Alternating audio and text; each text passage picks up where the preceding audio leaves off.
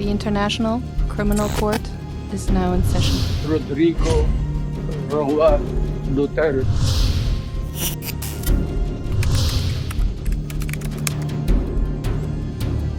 Sa International Criminal Police Organization o Interpol at hindi sa International Criminal Court daw makikipagtulungan ng gobyerno ng Pilipinas. Ayon sa Malacanang, kasunod daw ng paglabas ng ICC ng co-perpetrators umano ni dating Pangulong Rodrigo Duterte sa kanyang drug war.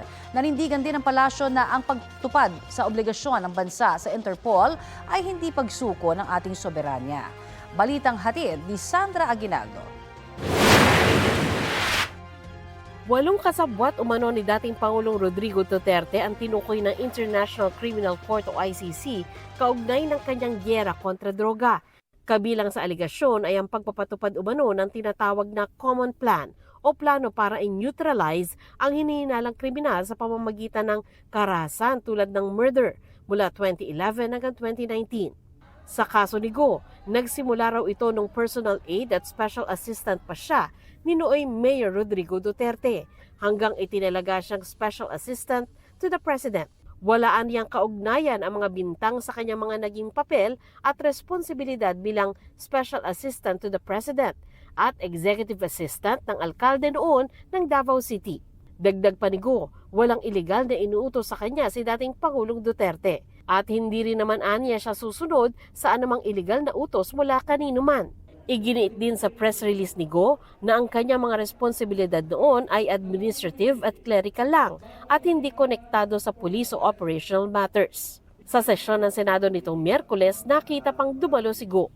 Pero si Senador De La Rosa, mula Nobyembre pa hindi pumapasok sa Senado simula ng umugong na may arrest warrant na ang ICC laban sa kanya. Sa dokumento ng ICC, isinangkot siya ng mga prosecutor sa kaso mula rin noong alkalde pa si Duterte.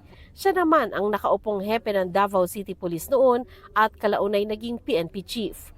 Wala pang tugon si De La Rosa sa pagpapangalan sa kanya ng ICC pero nabanggit niya noong handa siyang humarap sa anumang kaso pero sa isang korte lang sa Pilipinas. Sa isang Facebook post, sinabi ng asawa ng namayapa ng dating PNP chief na si Camilo Cascolan na sana'y nabubuhay pa ang kanyang asawa para ipaliwanag ang Oplan Tokhang at double barrel. Sinusubukan pa naming makuna ng pahayag ang iba pang pinangalan ng co-perpetrator pero kahit ipinalabas ng ICC ang pangalan ng mga co-perpetrators, hindi raw ito nangangahulugang may lalabas ng warrant of arrest laban sa kanila. Ang ICC sa ngayon ay hindi naman sinisilip or hindi nila kakasuhan yung lahat ng involved. Meron silang prosecutorial strategy kung saan yung pinaka-responsable ang kanilang kakasuhan. Sakaling maglabas ng warrant of arrest ayon kay Conti, mainam na sundin daw ng Pilipinas ang prosesong nakasaad sa Article 59 ng Rome Statute. Nakasaad dito na sa oras na matanggap ang warrant of arrest, nararapat itong ipatupad agad ng isang bansa. Tsaka iharap ang arestado sa competent judicial authority sa naturang bansa para alamin kung tama ang proseso ng pag-aresto dito at kung nirespeto ang karapatan nito. Pero hindi nakasama ang Pilipinas sa Rome Statute matapos mag-withdraw noong 2019 sa ilalim ng Duterte administration. Nang maaresto noong nakaraang taon si dating Pangulong Duterte, iginiit ni Pangulong Bongbong Marcos na sa Interpol nakipagtulungan ang gobyerno at hindi sa ICC.